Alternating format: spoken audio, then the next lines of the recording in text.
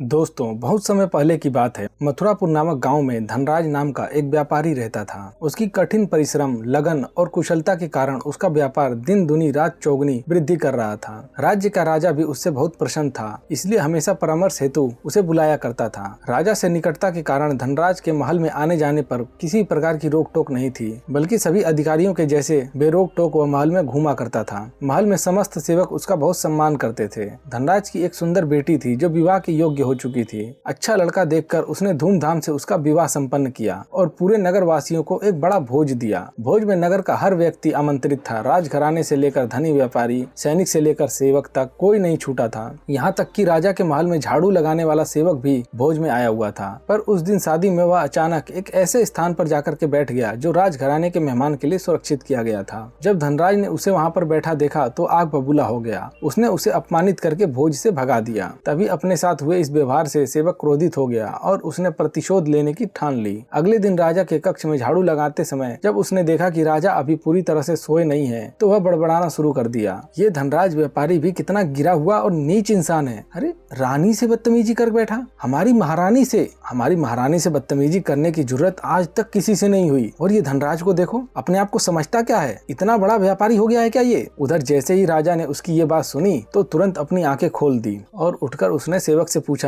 कि ये तुम क्या कह रहे हो? क्या वो सच है? सेवक ने बोला कि महाराज, मैं कल रात ठीक से सो नहीं पाया, इसलिए नींद में कुछ भी बड़बड़ा रहा हूँ। कृपया मुझे क्षमा करें महाराज। ये सुनकर राजा उस समय चुप रहा, लेकिन सेवक के जाने के बाद उसकी कही बातें राजा अपने मन में विचार करने लग गया। उसे उसकी सत्यता पर पूर्ण विश्वास तो नहीं था, लेकिन मन में धनराज के प्रति संदेह का भाव उत्पन्न हो चुका था। फलस्वरूप उसने उसकी महल में बेरोक टोक आवाजाही पर पाबंदी लगा दी। उस दिन जब धनराज रोज की तरह महल में आया तो द्वारपालों ने उसे द्वार पर ही रोक लिया। वह आश्चर्यचकित होकर बोला, तुम लोग मुझे इस तरह से कैसे रोक सकते हो? जानते नहीं कि मैं कौन हूँ? तब द्वारपालों ने उसे राजा के आदेश से अवगत कराया। उस समय सेवक भी वहीं झाड़ू लगा रहा था। वह धनराज पर व्यंग बाण छोड़ते हुए बोला, अरे द्वारपालों, तुम लोग इन्हें नहीं जानते। ये महाराज के बहुत खास हैं। इनका इतना रुतबा है कि ये किसी को भी कहीं से भी भगा सकते हैं। और हाँ, कल तो इन्होंने मुझे अपने भोज में अपमानित करके भगा दिया। देखो, आप अपना अपना ध्यान रखो, कहीं तुम लोगों को महल से ना भगा दे।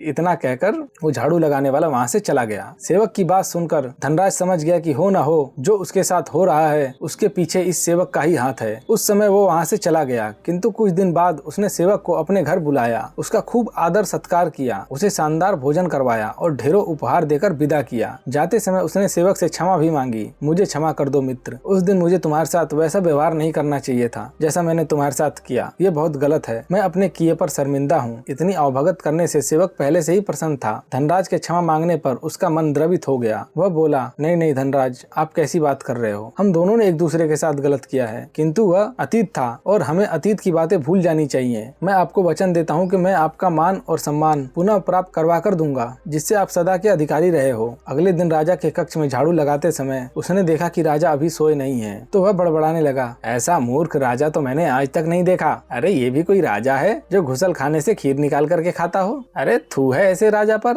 जब राजा के कानों में उस सेवक की बात पड़ी तो वह क्रोधित होकर उठ बैठा और सेवक के पास आकर के बोला, अरे मूर्ख, तुझमें इतना साहस कि तू राजा के बारे में गलत बोलता है, मेरे बारे में अपशब्द बोलता है। सेवक ने राजा के चरण पकड़ लिए और कहने लगा, महाराज, मुझे क्षमा कर दीजिए। नींद पूरी नहीं हो पाई, इस अवस्था में मेरे मुंह से कुछ भी अनाप शनाप निकल गया। महाराज, कृपया मुझे क्षमा कर दे महाराज। राजा ने उसे क्षमा कर दिया। सेवक कक्ष से बाहर चला गया, परंतु राजा पलंग पर बैठा बैठा ही सोचने लगा कि ये मूर्ख सेवक जब मेरे बारे में कुछ भी बड़बड़ा सकता है तो उस धनराज के बारे में क्या ही बड़बड़ाएगा। मुझे इसकी बातों पर ध्यान नहीं देना चाहिए। व्यर्थ में मैंने धनराज के महल में आने जाने पर रोक टोक लगा दी। राजा ने तत्काल अपने आदेश वापस लिए और धनराज को पुनः महल में सारे अधिकार प्रदान कर दिए। इस तरह धनराज को अपनी खोई हुई मान और प्रतिष्ठा पुनः प्राप्त हो गई। दोस्तों, इस कहानी से हमें क्या शिक्षा मिलती है? हमको अपने से छोटे और बड़ों के साथ समान व्यवहार करना चाहिए। बिना पूरी जांच पड़ताल के सुनी सुनाई बातों पर विश्वास नहीं करना चाहिए। ऐसी ही रोचक कहानियां सुनने के लिए आप हमारे चैनल को लाइक करें, फॉलो करें, सब्सक्राइब करें। धन्यवाद दोस्तों।